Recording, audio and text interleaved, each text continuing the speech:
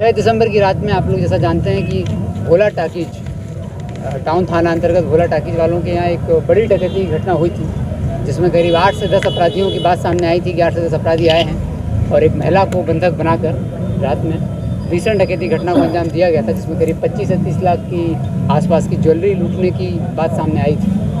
घटना के बाद SIT का गठन किया गया था और SIT अपना कार्य कर रही थी। तत्पश्चात हम लोगों ने उसमें और टीम जोड़ी।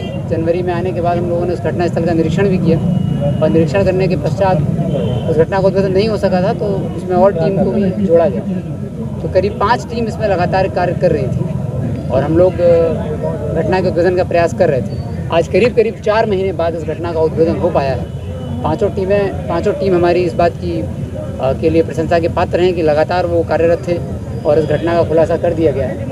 इस घटनास्थल के निरीक्षण से हम लोगों को स्पष्ट हो रहा था कि इसमें कुछ बाहर के अपराधी हैं और कुछ लोकल के अपराधी हैं, जिनके द्वारा लाइनअप दिया हो गया है, जिनके द्वारा रेकी किया गया है, घटनास्थल का निरीक्षण किया गया है।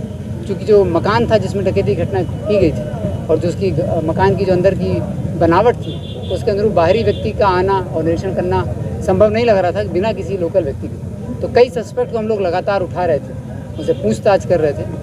जनवरी फरवरी में भी कई सस्पेक्ट को कई राउंड ऑफ इंट्रोगेशन इसमें चला।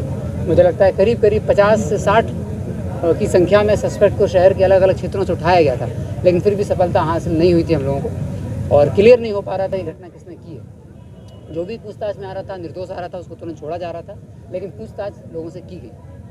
तत्पश्चात टीम ने दोबारा से इस प्रक्रिया को स्टार्ट किया कि भाई आखिर कहाँ हम लोगों से चूक हो रही है, अपराधी क्यों पकड़ में नहीं आ रहे।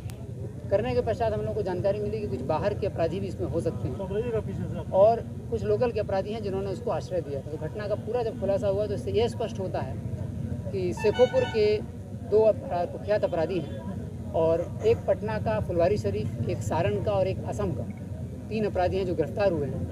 इन 3 अपराधियों जो गिरफ्तार हुए, इन तीनों अपराधियों की पहचान हुई थी शेखोपुर के रहने वाले अहमद रजा उर्फ पल्सर, मोहम्मद दुलारे, मासूम और चांद से। और इन लोगों ने जब इनकी पहचान इन लोगों से हुई, जो शेखोपुर के निवासी हैं, पहले से जब ये लोग जेल गए थे किसी घटना में तो इनकी पहचान वहाँ से हुई थी, तो इन लोगों ने षड्यंत्र बनाया और श्याम जो कि छपरा का रहने वाला है, श्याम राय, दीपू कुमार जो कि फुलवारी शरीफ पटना का रहने वाला है, आयुष तांती जो कि असम का रहने वाला है, गोलाघाट जिले का। इन लोगों ने जब इनकी पहचान इन लोगों से हुई, जो शेखोपुर के निवासी हैं, पहले से जब ये लोग जेल गए थे किसी घटना में तो इनकी पहचान वहाँ से हुई थी, तो इन लोगों ने षड्यंत्र बनाया और श्याम जो कि छपरा का रहने वाला है, श्याम राय, दीपू कुमार जो कि फुलवारी शरीफ पटना का रहने वाला है, आयुष तांती जो कि असम का रहने वाला है, गोलाघाट जिले का। इन तीनों के साथ मिलकर इन चारों ने, जो लोकल आदमी थे चारों, इन्हें एक षड्यंत्र बनाया और इन तीनों को इन्वाइट किया और उसके लिए एक किराए के मकान की व्यवस्था की। और ये लोग, घटना तो 6 दिसंबर को हुई है, लेकिन इसके 3 महीने पहले ही अक्टूबर से ही ये लोग यहाँ आ चुके थे और इनके द्वारा शहर में कई जगहों पर सेंधमारी, हाउस बर्गलरी की कोशिश की गई और कई घटनाओं में सफल हुए।